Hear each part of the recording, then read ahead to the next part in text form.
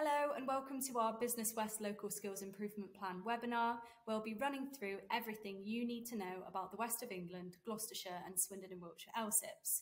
My name is Chloe Stockwell and I work in the LSIP team at Business West. This session is being recorded and uploaded to our website as an online resource so you can easily jump between chapters for what you'd like to know. In this session, we'll be summarising simply what is an LSIP, introductions to the full LSIP team, who we are and what we do, a bit of background on the West of England Plus Trailblazer that we ran in 2021, information on our designation to continue running LSIPs as part of the Department for Education's national rollout, our sectoral foci that we've been focusing on for our research and research methodology, how we have been engaging with businesses and a summary of the methodology, summarising our core partners and stakeholders and how we work with them to ensure that LSIP is collaborative. We will briefly run through how we've structured our preliminary findings, what they consist of and where to find them, as well as our LSIP reports that we will be submitting to the Department for Education and regularly resubmitting and refreshing. And then finally, we will be running through our roadmap of actionable priorities. And we'll be ending the session today by answering some frequently asked questions on the LSIP and our work at Business West. Without further ado, I will ask the LSIP team to introduce themselves before today's topics. So I'm Matt Tudge, Head of Skills Planning for Business West. Hi, I'm Chloe Stockwell. I am the Events and Project Manager at Business West.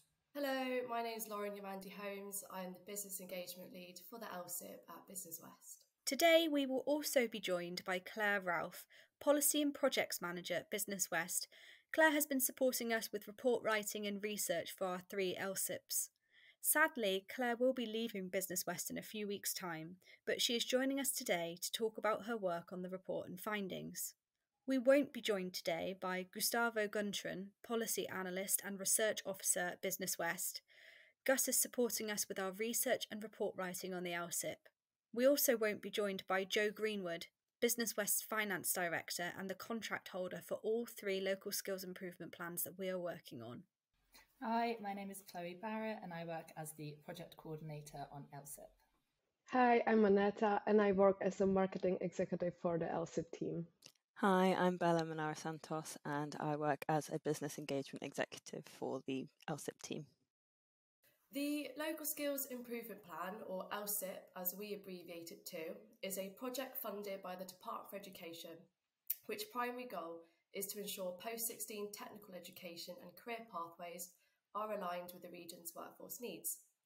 We have set out to achieve this by taking a robust qualitative and quantitative approach, assessing both current and expected skills needs. The LSIP involves bringing employers, training providers and other local stakeholders together and stimulating closer collaboration to help create meaningful change. LSIPs give businesses a unique opportunity to have their say that will help shape provision to the challenges and opportunities most relevant to the region. Business West is one of the largest chambers of commerce in the UK by turnover and staffing size, and in 2021 to 2022 was one of the 8 LSIP Trailblazers in the country. The Trailblazer covered the West of England region and parts of Somerset and Gloucestershire. It was geographically aligned with the West of England Institute of Technology's Strategic Development Fund under the Skills Accelerator remit, ensuring a cohesive approach across the 2 programmes. The sectors we, being myself, Matt Tudge and Chloe Stockwell, spoke to were advanced engineering and aerospace and health and social care. From the slide, you will see that we engage with over 300 businesses through different means, such as in-depth one-to-one interviews, focus groups and business forums and our survey. Our aim was to understand the changing skills landscape on a granular level, as well as the business's current and future needs. Therefore, we explored a number of topics as shown on the slide, and we submitted our findings into a report that was sent to the Department for Education in May of last year, which is still readily available to view on the LSIP Trailblazer website. This time around, we are now part of a 3-year-long LSIP national rollout, of which 35 of the 38 LSIPs have been designated to Chambers of Commerce. We now have a core team of 7 of us, researching and engaging with businesses in 3 different patches, being West of England, Gloucestershire and Swindon and Wiltshire. We have been building on the success of our Trailblazer by further engaging with businesses and stakeholders from first time around, as well as incorporating similar engagement methods to understand direct business intelligence in all our regions. Per the slide presented, we've been gathering this data from October of last year to April of this year, while simultaneously have been analysing businesses' responses as we have gone along. This helped formulate topics for further discussion at our focus groups, business forums and our co-design events for translating business needs. We then went on to develop our regional roadmap events in all 3 patches, where we invited businesses, further education providers and stakeholders alike to come up with practical ideas for change that would provide local solutions to maintain the competitiveness of the region. Presently, we are transitioning to the second stage, which really marks the start of the bulk of this 3-year project, of which comes to a close in 2025. Up until then, as this is a cyclical project, we will be refreshing the report and our findings as we progress. This will largely involve deep dives, which are themes that we have heard from the sectors we have engaged with, but not necessarily got to the root of the problem or have understood the full picture and therefore requires further exploration. And on that note, if you think of something we should consider, then please do get in touch. As you can see here, we're looking at unique sectors within each separate LSIP. In the west of England, we're looking at the creative industry, in Gloucestershire, digital industries, and in Swindon and Wiltshire, the automotive sector. We're looking at construction and advanced manufacturing and engineering across all 3 regions. This means we can compare findings across all 3 regions within these sectors, and they are our baseline sectors that we focus on in all 3 LSIP. Then we have our comparators. We are only looking at these sectors in 2 of the LSIPs, and we'll compare findings between these 2 regions.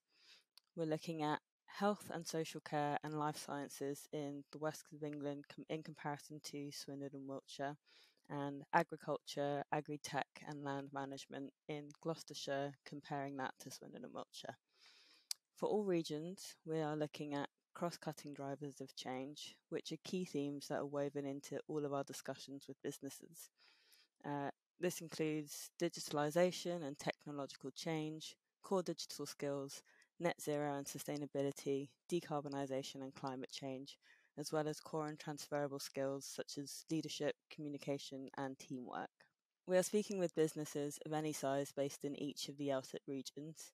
This could be through an in-depth discussion, which we are classing as 40 minutes or over. We will be engaging with shorter conversations as well. We just don't include these in our in-depth figures. These will be held with either myself or one of the engagement team over Microsoft Teams. These conversations tend to last an hour on average as we go through some set questions to learn more about the business and the wider sector. During the call, we discuss the business growth plans, digital systems used and sustainability plans. We also discuss how the UK's net zero strategy will affect each business and the wider sector.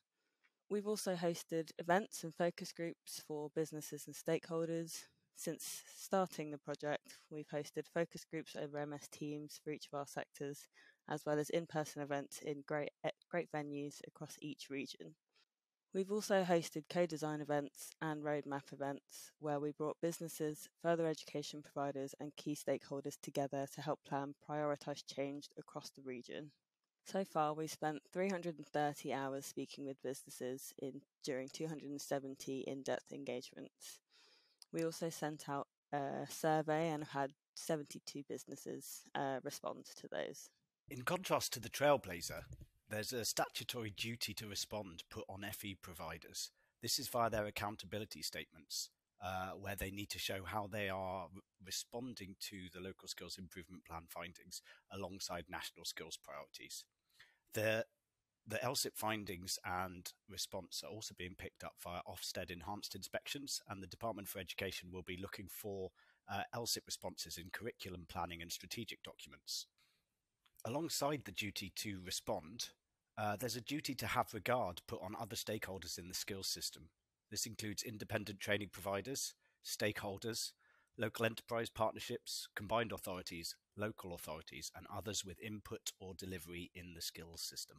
We developed and implemented a structured approach as far as possible in a consistent format to assist the comparability of our prioritised findings for providers.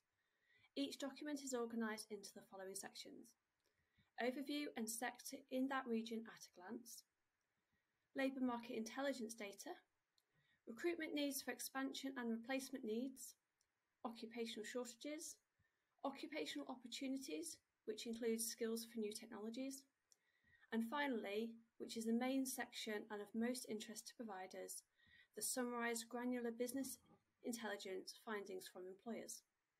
We use this standardised structure primarily to summarise our priority findings per sector and LSIP geography, drawing out areas where the findings differed within a single sector across more than one geography, or were common between sectors or geographies. We hope this is particularly valuable to providers planning provision and evaluating their current offer pan-sector or across any of our 3 LSIP geographical boundaries.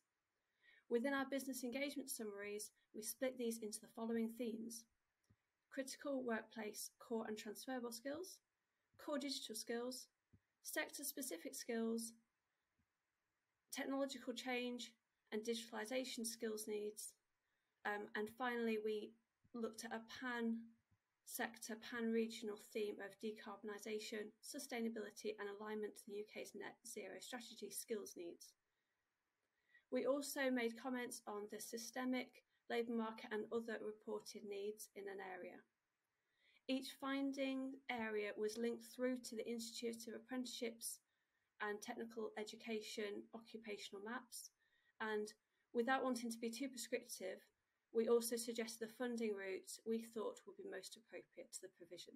The LSIPs across 3 regions have released their preliminary findings as part of the national rollout of LSIP across England. These findings summarise the research conducted thus far, highlighting the unmet skills needs of employers in those regions. While the LSIP research is ongoing, business engagement, co-design and validation work will continue throughout the project.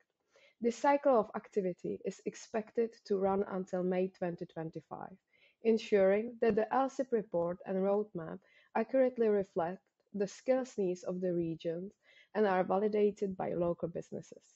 If you want to learn more, check our website where you can download the preliminary findings or read our blog and get more details. At the end of each year, each LSIP region is producing a roadmap and a report. This report will outline what we've done, why we've done it, the principles behind our methodology, who we've worked with, and the themes we've incorporated.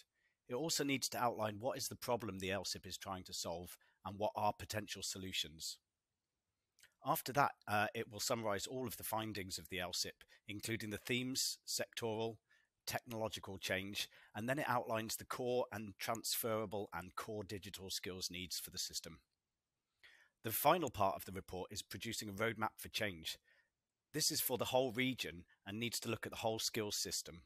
It will outline how we'll undertake our deep dives and refinements, how we may look at gaps analysis in the system, where we can collaborate, what effective messaging will be, how we can improve employer engagement, and how we can amplify things that are already happening. As part of our roadmap planning, the LSIP team have hosted a series of regional roadmap events and supplementary roadmap meetings with key stakeholders. In these events, we covered 3 main topics: collaboration and communication, how can we work collaboratively to help employers with skills gaps identify appropriate solutions; governance and ownership, how can we transform a multi-agency approach into a single coherent system for employers; and measuring success and progress, how can we measure our success to assess the impact of our region-wide approach. Some of the points that came up in our discussion were that we need to find a way of engaging the unengaged, and the visibility of the LSIP will be key for this. We looked at the possibility of having a centralised location where we could share key insights and updates for businesses across the region, as well as more creative ways of sharing information, and the idea of a podcast was discussed. We reviewed a number of different bodies that already exist in the region that the LSIP can amplify the work of and signpost businesses to. So these organisations included the skills advisory panels, LEPs and trade associations, just to name a few. The roadmaps also considered the need for an action-focused plan with a new terms of reference that clearly shows the scope of the LSIP and its limitations. We discussed the need for continued business engagement to ensure businesses have the primary voice in decision-making. This will also allow us to follow up on the satisfaction levels of businesses that we've already engaged with as a way of measuring our success. The Creating a Collaborative Roadmap events also raise a point that we need to define the main messages and objectives of the LSIP before we start setting KPIs and metrics. We discussed the key milestones that the delivery team are duty-bound to report on, for example, our required report refresh and updated priorities for the region. If anyone would like to see our full Creating a Collaborative Roadmap event findings, or if you know of any organisations that you don't think we've worked with to date but you think will be key for us to be involved with the roadmap, please feel free to email us at lsip@businesswest.co.uk. We are now going to go on to an FAQ section where we're going to be myth-busting elements of the LSIP that people are unsure about and go through some frequently asked questions that we have received in the team. The first question is, are there any opportunities for other organisations to collaborate with the LSIP? I will hand this question to Matt Tudge, Head of Skills Planning. There's lots of opportunities to collaborate with us in delivering the LSIPs. We've been working with stakeholders, independent training providers and FE institutions across all of our employer engagement activities and co-design sessions. We welcome all stakeholders' input and we welcome any suggestions for opportunities to collaborate, so please do get in touch to discuss this. Our second question today is, how did you choose the sectors you are focusing on and why did you choose them? And I will defer this one back again to Matt Tudge, Head of Skills Planning. Prior to our designation, we worked with stakeholders to identify what we should focus on as our initial priorities. We made sure that the sectors we focused on had enough provision within the region for it to make a meaningful change, and we wanted to align this closely with post-16 technical pathways. We looked at a combination of high value, high employment, high growth potential, and high needs in terms of the labour market and the skills system. The next question is, what activities and foci will there be in phase 2 of the LSIP? I will answer this one. So the objective of stage 2 of the LSIP is to embed the LSIP process in the local skills system. We will be expected to galvanise collaborative action with employers, providers and local stakeholders to support the delivery of actionable priorities and the roadmap that we have set out in our reports.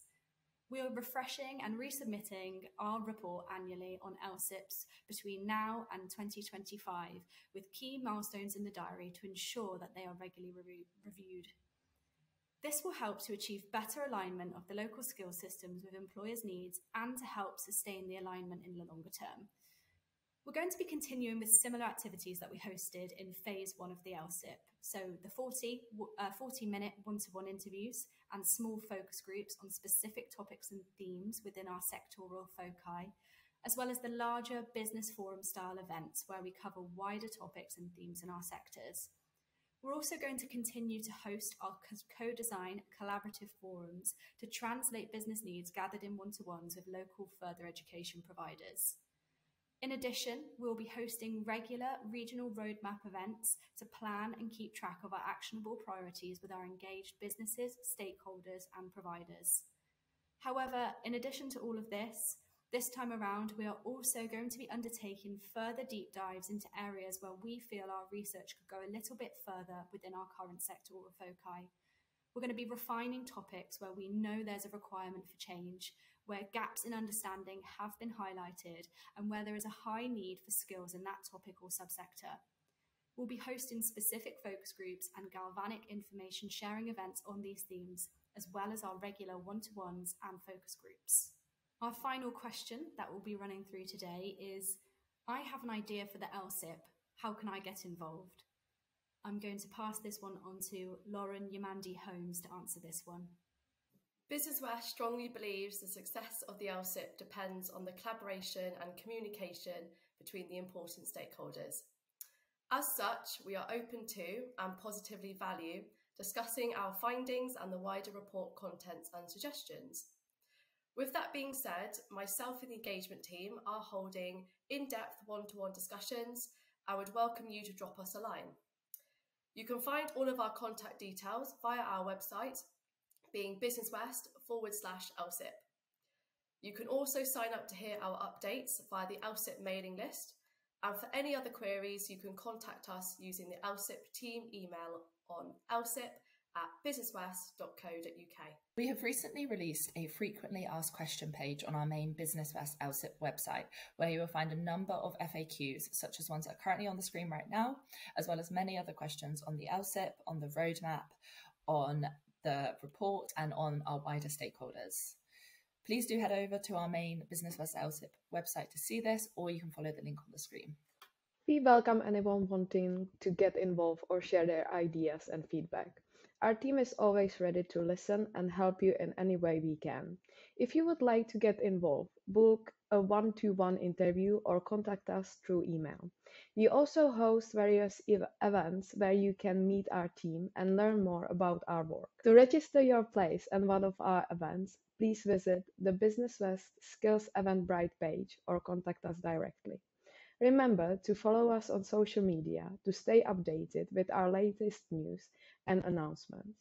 Please subscribe to our mailing list to receive our newsletter and stay informed about upcoming events. Thank you for joining us for this informative webinar. We hope you found it valuable and gained valuable insights. If you have any further questions or would like more information, please don't hesitate to reach out to us.